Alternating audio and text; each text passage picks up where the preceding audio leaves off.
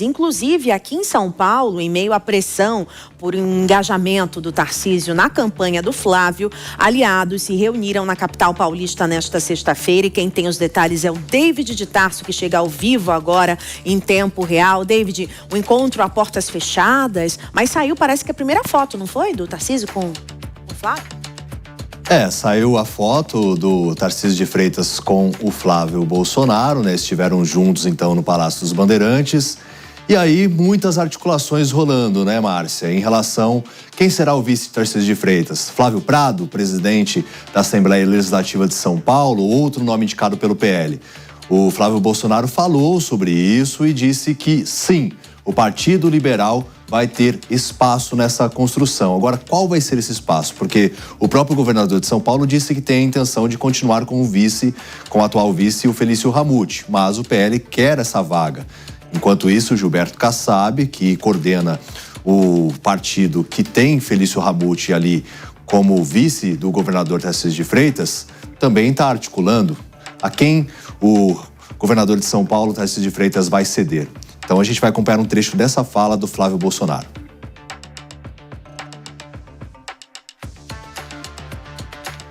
Tivemos um excelente papo sobre o Brasil hoje de manhã. E às vezes a política perdeu porque não consegue hoje entrar no coração das pessoas, não consegue entender onde está o clamor, junto com o representante do nosso presidente aqui, o filho dele, o nosso senador Flávio Bolsonaro.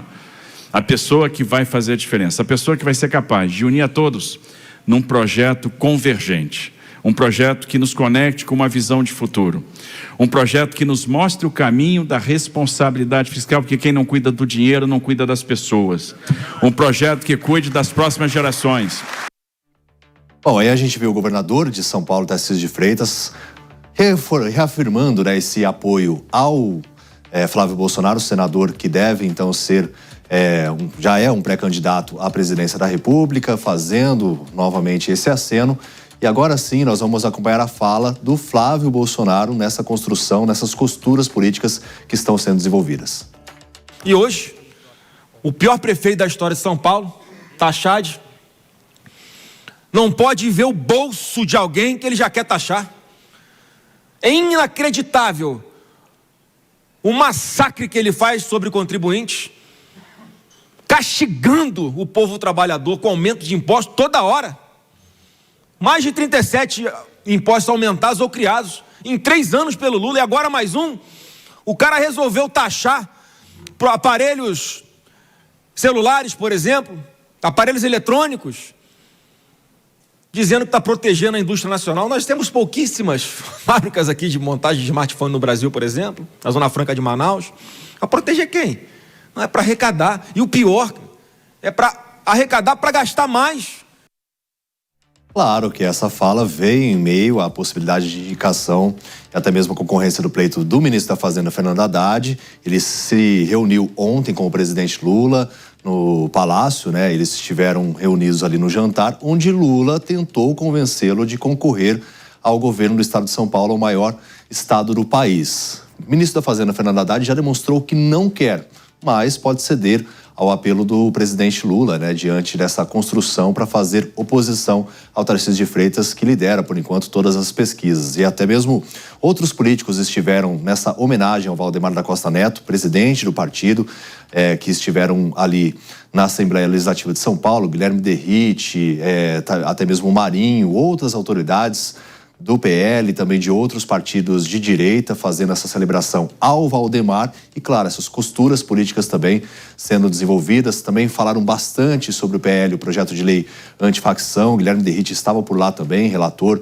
na Câmara dos Deputados. Então, todas essas articulações sendo feitas, a gente acompanhando nos detalhes. Até soltei um texto na minha coluna ainda há pouco no site da Jovem Pan, trazendo um pouquinho mais dos detalhes sobre a possibilidade de quem vai ser, então, o vice de Tarcísio de Freitas aqui por São Paulo, diante dessas sinalizações na concorrência das eleições de 2026. Você pode ter acesso ao nosso site, todos os detalhes, e também a gente vai trazendo os contextos, porque muita coisa ainda pode acontecer, mas algumas sinalizações já são feitas. Uma convocação importante que eles fizeram no dia 30 de março, pode ser que eles batam o martelo em relação a esse nome de quem será o vice Tarcísio de Freitas e até sobre senadores, realmente de afirmar, de enfatizar quem serão de fato os nomes para a concorrência de 2026. Porque o Flávio Bolsonaro já disse que no dia 30 de março, então, todos estarão reunidos novamente para anúncios importantes. E esses anúncios, claro, devem ser em relação aos nomes realmente chancelar, aqueles que são vice, aqueles que vão concorrer ao Senado, deputados e tudo mais. E a gente vai seguir acompanhando e também nos bastidores ali, todos os detalhes e trazendo para vocês. David de Tarso, só vamos relembrar nossa audiência. Quem está ali mais perto para ser vice de Tarcísio, o Ramute, né? Que já é e deve seguir, é o que o Tarcísio quer. Senado, temos Derrite e quem mais? Bom, ao Senado Federal nós temos o principal nome, é Guilherme Derrite, né? Do PP, Partido Progressista. Também tem outra possibilidade envolvendo o Partido Liberal. São, na verdade, vários nomes que estão sendo cogitados, né? Mas entre os principais aparece o nome de Guilherme Derrite, também do Senado Federal aqui por São Paulo. Eu não sei se eu posso trazer, porque tem uma questão ainda que eu preciso confirmar, mas são muitos nomes sendo cogitados e aí, nessa construção toda, tem o de Melo Araújo também, que é vice-prefeito aqui da capital paulista, que surgiu essa possibilidade, até conversei com algumas fontes ali nos bastidores e pode ser que ele venha também na concorrência pelo Senado Federal. Então, deixando de ser vice de Ricardo Nunes, que estava presente nesse evento, até mesmo fez críticas ao governo federal, mas o Melo Araújo também é o potencial candidato ao Senado, de acordo com as fontes com quem eu conversei. Aí o outro lado por parte do governo seria a Simone Tebet e Marina Silva, né? As duas candidatas, por enquanto, ali ao Senado. Obrigada, David de Tarso. Todos os bastidores também no nosso site jovempan.com.br. Vamos chamar as nossas analistas, então, Ana Beatriz Rich e Mônica Rosenberg. Como é que você analisa essas articulações, Mônica, aqui em São Paulo? Será que realmente agora vai um apoio mais massivo, assim, um apoio mais explícito de Tarcísio de Freitas a Flávio? Pois é, faz muito tempo que Flávio estava pedindo que Tarcísio expusesse mais claramente o apoio, mas, Márcia, eu vejo ao contrário, muito mais do que o apoio de Tarcísio ao Flávio, o que houve foi também o apoio explícito de Flávio ao Tarcísio, houve esse engajamento na campanha aqui no governo do Estado de São Paulo e no mesmo dia nós tivemos o Ricardo Salles, que também é um forte concorrente ao Senado pela direita, que foi até o Palácio do Governo com o presidente nacional do Partido Novo, com o presidente estadual, também para dizer que o Novo não vai lançar candidato ao governo e vai apoiar Tarcísio.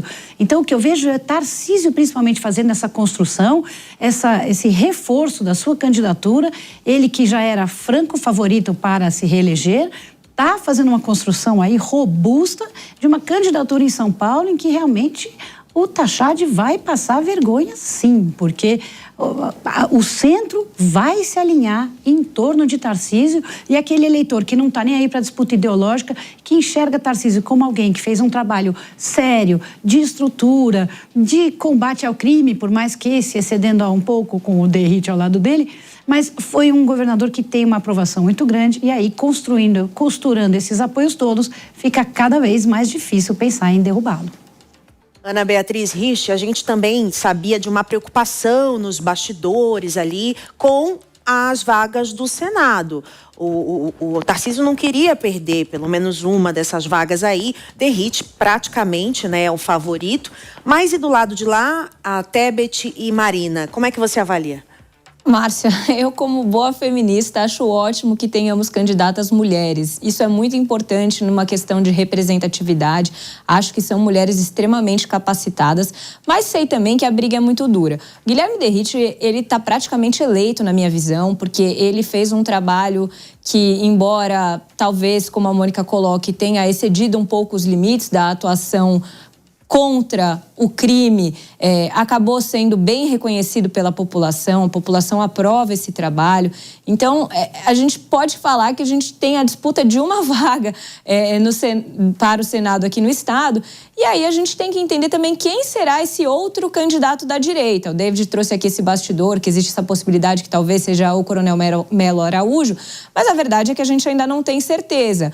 temos que aguardar aí os próximos capítulos, mas, a meu ver, Marina Silva e Simone Tebet seriam boas representantes para o nosso Estado e para a força feminina no Estado.